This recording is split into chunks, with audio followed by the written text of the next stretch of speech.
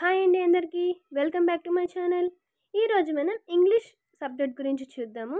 అంటే ఇంగ్లీష్ ఎలా చదవాలి, ఎలా పాస్ అవ్వాలి, మంచి మార్క్స్ స్కోర్ చేయాలంటే ఏం చేయాలో చూద్దాము. మనకందరికీ తెలుసు ఇంగ్లీష్ అనేది ప్రతి ఒక్కరికి కామన్ సబ్జెక్ట్ అండ్ చాలామంది ఈజీగా ఉంటుంది, కొంతమందికి కష్టంగా ఉంటుంది. సో ఎలా ఉన్నా సరే మనం బెస్ట్ ప్రిపరేషన్ ప్లాన్తో చదివితే మనం కూడా ఈజీగా ఎక్కువ మార్క్స్ స్కోర్ చేయొచ్చు. అది ఎలానో ఈరోజు వీడియోలో చూద్దాం. ఫస్ట్ ఆఫ్ ఆల్ మీకు కనిపిస్తుంది కదా వెయిటేజ్. దీంట్లో టోటల్గా 11 చాప్టర్స్ ఉన్నాయి. ఇక 3 చాప్టర్స్ కలిపి 17 మార్క్స్ ఇలా ఉన్నాయి. మనకి వెయిటేజ్తో ఈ చాప్టర్తో ఇంగ్లీష్లో మనకి వెయిటేజ్తో సంబంధం లేదు. దీంట్లో ఎలా చూసుకోవాలి ఏంటి అనేది చూద్దాం. ఫస్ట్ 3 లెసన్స్ ఉన్నాయి కదా, English for employability, living in harmony, connect with care. ఇవన్నీ మనకి జనరల్ టాపిక్స్ లాగా ఉంటాయి. అంటే మన క్వశ్చన్ చూడగానే మనంతకు మనమే ఓన్గా రాసేయచ్చు. సో మనకి దీని గురించి పెద్దగా కష్టపడాల్సిన అవసరం లేదు. కాకపోతే నేను ఒక 3 ఇంపార్టెంట్ టాపిక్స్ చెప్తాను ఒక చాప్టర్ నుంచి. అవి ఖచ్చితంగా ప్రిపేర్ అవ్వాలి.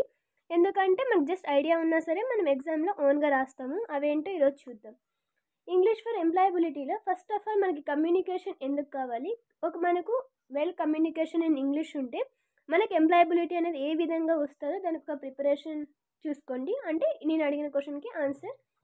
అండ్ సెకండ్ వన్ ఏంటంటే ఒక పర్సన్ అనేది ఎఫెక్టివ్గా మాట్లాడగలిగితే, ఎఫెక్టివ్గా రాయగలిగి అలాగే మాట్లాడగలిగితే అతనికి ఉన్న అడ్జెక్టివ్స్ ఏంటి, అతనికి ఉండే అడ్వాంటేజెస్ ఏంటి, అది మీ ఓన్ సెంటెన్స్లో మీరు ప్రిపేర్ చేసి పెట్టుకోండి. ఎగ్జామ్లో అడిగినా కూడా మీరు ఈజీగా రాయొచ్చు. అండ్ దెన్ సెకండ్ లెసన్కి వస్తే living in harmony. Living in హార్మోనీలో చాలా ఇంపార్టెంట్ పాజిటివ్ సెల్ఫ్ ఎస్టీమ్. అంటే పాజిటివ్ సెల్ఫ్ ఎస్టీమ్ అలానే లో సెల్ఫ్ ఎస్టీమ్ అని ఉంటాయి. అసలు అవి ఉండడం వల్ల ఏంటి యూజ్, అలా ఉంటే క్వాలిటీస్ అవన్నీ చాలా ఉంటాయి సెకండ్ లెసన్. సో ఈ క్వాలిటీస్ గురించి చదివితే సరిపోతుంది. అండ్ థర్డ్ లెసన్ వచ్చేసి కనెక్ట్ విత్ కేర్ కదా, దాంట్లో సోషల్ మీడియా ఎలా యూజ్ చేయాలి, సోషల్ మీడియా వల్ల అడ్వాంటేజెస్ ఏమి, డిసడ్వాంటేజెస్ ఏమి, ఇవన్నీ నేర్చుకుంటే సరిపోతుంది. అండ్ హ్యూమర్ ఫర్ హ్యాపీనెస్ వచ్చేసి ఏం లేదండి, మనకు హ్యూమర్ అనేది ఒక పర్సన్ అనేది హెల్తీగా ఉండడానికి ఎలా హెల్ప్ అవుతుంది దాని గురించి నేర్చుకుంటే సరిపోతుంది. అండ్ నెవర్ ఎవర్ గివ్ అప్లో ఇప్పుడు సక్సెస్నే కాదు ఫెయిల్యూర్ని కూడా ఎలా హ్యాండిల్ చేయాలి, అలాంటివి కొన్ని అట్లా వచ్చే కొన్ని క్వశ్చన్స్ ప్రిపేర్ అవుతే సరిపోతుంది. అండ్ తర్వాత ఇంకా ప్రిజర్వ్ ఆర్ పెరిష్ ఇది తెలుసు మనకి. ఇప్పుడు ఎన్విరాన్మెంట్ గురించి ఉంటుంది, అంటే డిజాస్టర్ మేనేజ్మెంట్ కానీ ఎన్విరాన్మెంటల్ ఎకలాజికల్ ఛాలెంజెస్ మనం ఏమేమి ఫేస్ చేస్తున్నాం, మనం మన ఎన్విరాన్మెంట్ని సేవ్ చేయాలంటే ఏ ప్రికాషన్స్ తీసుకోవాలి, వాటిని బేస్ చేసుకొని ఉంటుంది. సో ఇది కూడా ఈజీగానే ఉంటుంది అన్నమాట. తర్వాత ఇంకా మీరు ఏమి ఇచ్చినా రాస్తారు. తర్వాత జెండర్ బయాస్ కాదు, జెండర్ ఈక్వాలిటీ గురించి, మళ్ళీ తర్వాత వాటి గురించి ఉంటుంది. తర్వాత వచ్చేసి మీకు ఇక్కడ క్వశ్చన్ పేపర్ కూడా చూసామంటే సేమ్ 3 × 10 30 మార్క్స్ కదా. దీంట్లో మీరు గ్రామర్ని లైట్ తీసుకోవద్దు, ఎందుకంటే 30 మార్క్స్ అనేది అంత ఈజీ కాదు కదా. యాంటోనిమ్స్, సినోనిమ్స్, పారాగ్రాఫ్ ప్రతి ఒక్కటి క్లియర్గా చూసుకోండి. అండ్ అలాగే చెప్పా కదా యాంటోనిమ్స్, సినోనిమ్స్ కంపల్సరీ. తర్వాత డిగ్రీస్ ఉన్నాయి కదా, positive degree, comparative degree, superlative degree, అందులో నుంచి 1 మార్క్ వస్తుంది. తర్వాత డైరెక్ట్ స్పీచ్, ఇండైరెక్ట్ స్పీచ్ అది ఒకటి. తర్వాత వాళ్ళు ఆర్టికల్స్ ఇస్తారు, ఆర్టికల్స్ని మనం ఫిల్ చేయాలి, అది కూడా ఒక క్వశ్చన్ ఉంటుంది.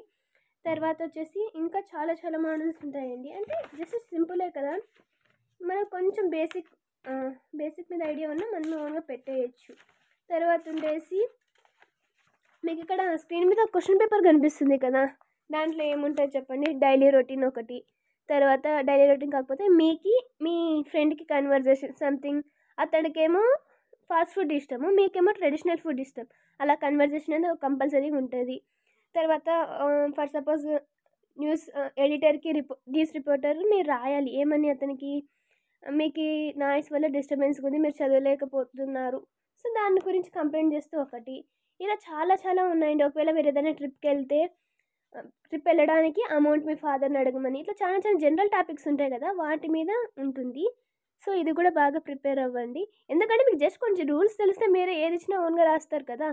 ఇంకా లాస్ట్ చూస్తారు కదా, పారాగ్రాఫ్ కానీ లేదా ఒక పోయం ఇస్తారు, దాని గురించి క్వశ్చన్స్ ఉంటాయి, మీ ఇష్టం, మీరు పారాగ్రాఫ్ అన్నా లేదా కింద ఉంది కదా స్టాంజా, దాన్నైనా చూసి రాయొచ్చు. ఇంకా 10 మార్క్స్ క్వశ్చన్ అంటారా, 10 మార్క్స్ క్వశ్చన్ కూడా ఏం లేదు, జస్ట్ జనరల్గానే ఉంటుంది. అది ఒకవేళ కన్వర్జేషన్ కానీ, డైలీ రొటీన్ కానీ, లెటర్ రైటింగ్ కానీ ఇవే ఉంటాయండి. ఎక్కడ మోస్ట్లీ 10th క్లాస్ గ్రామర్ ఏదైతే చదివామో అంతే ఉంటుంది, దానికి మించి ఎక్కువైతే ఉండదు. సో మీరు గ్రామర్ని లైట్ తీసుకోవద్దు, ప్రతి ఒక్కటి జాగ్రత్తగా చూసుకోండి. ఇంకా మీకు ఏమైనా డౌట్స్ ఉంటే నన్ను అడగండి, ఓకేనా. ఇంగ్లీష్లోనే చాలా మందికి తెలుసు, బాగా స్కోర్ చేయొచ్చు. కొంతమంది ఏమో లైట్ తీసుకొని లాస్ట్లో నేను ఇంగ్లీష్ ఫెయిల్ అయ్యానని వాళ్ళే షాక్ అవుతుంటారు. సో అలా ఏం లేదు, ఏదైనా సబ్జెక్టే, మీరు లైట్ తీసుకోవద్దు, జాగ్రత్తగా ప్రిపేర్ అవ్వండి, ఓకేనా. అండ్ తర్వాత ఇంక మీకు చెప్పా కదా, దీంతో అంతగా అంటే మనకి జస్ట్ ఒక లెసన్ మీద కొంచెం ఐడియా ఉండాలి. అంటే ఆ లెసన్ ఈజ్ వాట్ అని. ఇప్పుడు for suppose English for employability అని ఫస్ట్ చాప్టర్ కదా, దాంట్లో ఏముంటుంది అసలు ఇంగ్లీష్. అవును, ఈ లెసన్ ఇచ్చి ఇంకో ఇంపార్టెంట్ క్వశ్చన్ చెప్పడం మర్చిపోయాను. అసలు ఇంగ్లీష్ మీరు మాట్లాడకపోవడానికి కారణం ఏంటి, మీ భయాలు ఏంటి, దాన్ని ఓవర్కమ్ చేయాలంటే మీరు ఏం చేయాలి, ఇది ఒక మెయిన్ ఇంపార్టెంట్ క్వశ్చన్ ప్రతిసారి అడుగుతారు. థ్యాంక్స్.